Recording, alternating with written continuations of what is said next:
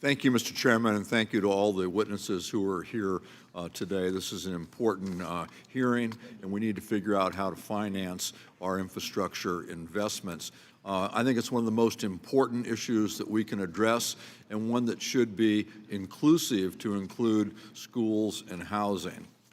I want to point out that recent disasters across our country have highlighted the exposure of our communities to natural disasters and really emphasize the need to make our communities more resilient to disasters. In my state of California alone, nearly 20,000 homes were destroyed by wildfires over the course of the last couple of years.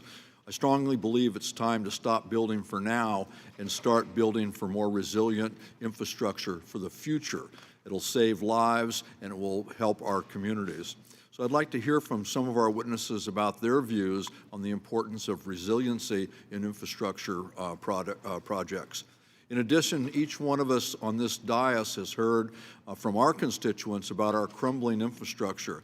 In my district, in California, for example, we've got a highway, Highway 37, that is facing all sorts of problems. It's been for years. Sea level rise is literally forcing Highway 37 underwater. It has been repeatedly closed during periods of rain or flood, something that really disrupts commutes, people going to work, and commerce. And that highway is not alone. State Route 29 that goes through American Canyon in my district is one of the most trafficked and congested roads in the San Francisco North Bay. And it's absolutely vital for thousands of commuters and commerce. Efforts are underway to widen the highway, which would make a big difference. But our work in Congress is going to be necessary in order to make this happen. I'd like to start with a question for Mr. Lee. Can you talk about some of the consequences that, of the unstable and uncertain maintenance of our highway trust fund, what the states, how the states would be forced to deal with if Congress doesn't do its job? Thank you for the great question. There are a lot of costs, both direct and indirect. In the short term, just the ramping up and down of labor force and equipment for capital investments, that takes a lot of time to ramp it back up, back down.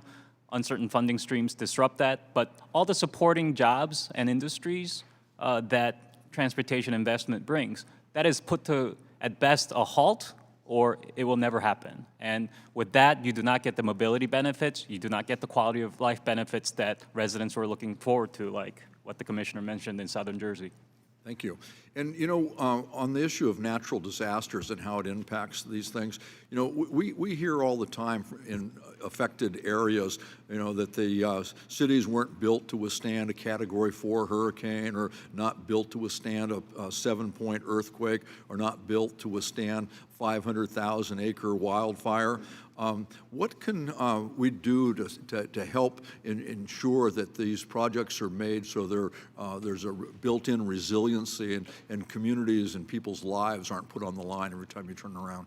You're absolutely right that we have to fundamentally rethink how we're building more resilient and long-lasting infrastructure across the board. We do think there's an opportunity by expanding eligibilities in the current federal aid highway program, especially the National Highway Performance Program. If we were to update it to add eligibilities for construction, reconstruction, restoration, rehabilitation, and preservation, especially of smaller highways or bridges, that would really help. The Emergency Relief Program, if we can expand activities eligible for it as well, especially if it lasts longer and the economic justifications can be made that you don't have to go back over and over again, that would be a great improvement. Thank you.